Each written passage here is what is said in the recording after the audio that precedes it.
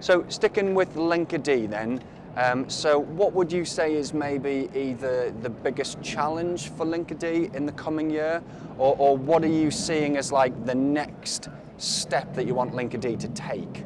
Yeah, so I think there's two different answers. The biggest challenge for Linkerd, honestly, is the fact that the service mesh space is so complex right now, and it's tied up with this idea of complexity. Like people have this idea that the service mesh has to be this complicated thing, and that everything we do with Linkerd is trying to show you the reality that it doesn't have to be that way, but that impression is what a lot of people have. So that's a big issue, that's a big challenge we have to address. Service mesh doesn't have to be complex.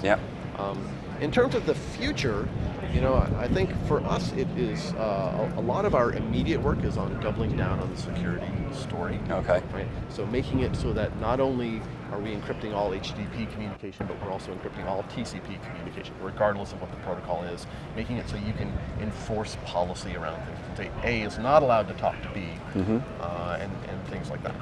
Okay, so on a similar topic then, a year from now, let's call it KubeCon in Boston next year, where do you think the service mesh ecosystem will be? Not necessarily where will it be, what will be different about it to what is now? Well, I can tell you what I hope, which is that I hope that it becomes boring. I hope that it becomes less of a hot new thing that everyone's talking about, and more of a thing where it's a natural thing that we're adding. It's just one of the pieces of our stack. We add Prometheus, we add Linkerd, we add Kubernetes, we add Fluentd, and we kind of have this thing all working together. That's my hope, because it's not ultimately, I think, as mind-blowing or as game-changing of a technology as something like Docker was. I think ultimately it's more a natural consequence. It's something that, you're going to need these features no matter what. Once you embark on this cloud-native journey, you're going to need a service mesh. And the sooner we can get to the point where that's boring and kind of matter of fact, the better. All right, cool. So I have two last questions then. So I've made a lot recently of saying that I think it's not that far out in the future when we will look back at today when we were deploying production applications on platforms like Kubernetes without a service mesh, and we'll be literally ashamed of, be embarrassed that we did it, not telling the kids and stuff like that. How far away do you think something like that is? And I'm putting you on the spot, and I'm just finger in the air. Like, is it 6 months? Is it 6 years? Yeah, so I think it depends who you're talking about. I think for us who are in kind of the tip of the spear here, the bleeding edge, we'll be there relatively soon. But there is a huge world out there of people who haven't even started the container journey yet. And for them, this is going to be like many, many years down the road. It's going to have to happen, I think, in all except for very specialized types of software. You're going to have to do this, but it's going to take a long time. For better or for worse, that's just the adoption cycle of technology. Okay, so I keep adding questions then.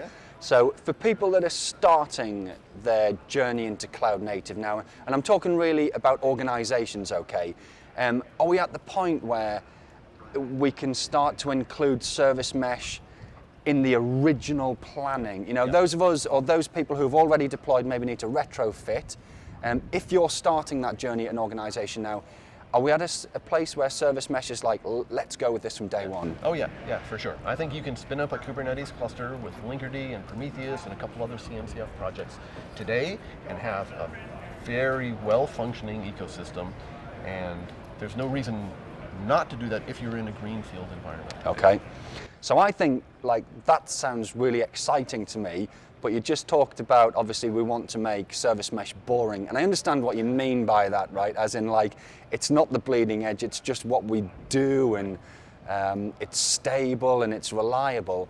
You obviously work very heavily in the service mesh space. Is it fun to work in there? Do you love it, or is it like? No, I do.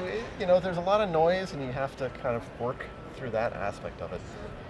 But it does feel, at least right now, it feels like you're in the middle of a really important transformation that's happening across the entire industry. And so for me, one of the open source can be painful in a lot of ways, and your interactions with users are like them, and adopters are them filing bug reports and stuff. You're like, oh man, this is kind of a slog.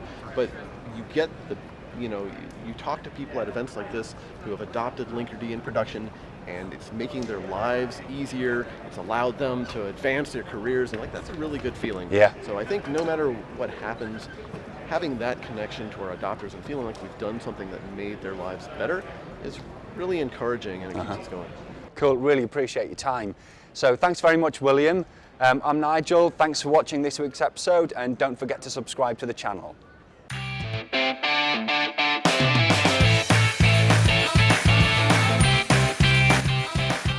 So Abs, there's a book there on the dashboard, and do you know what that book is about, nice and loud? Kubernetes. Kubernetes, brilliant, that's what I'm talking about. That is a well-taught child right there. So can you tell the camera what Kubernetes is all about? Can you explain Kubernetes? No. No? Nice and loud. No. Oh, okay.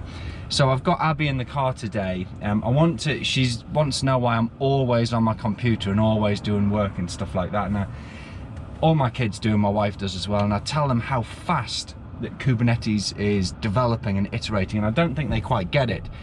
So I thought I'd bring Abby out for a bit of an object lesson.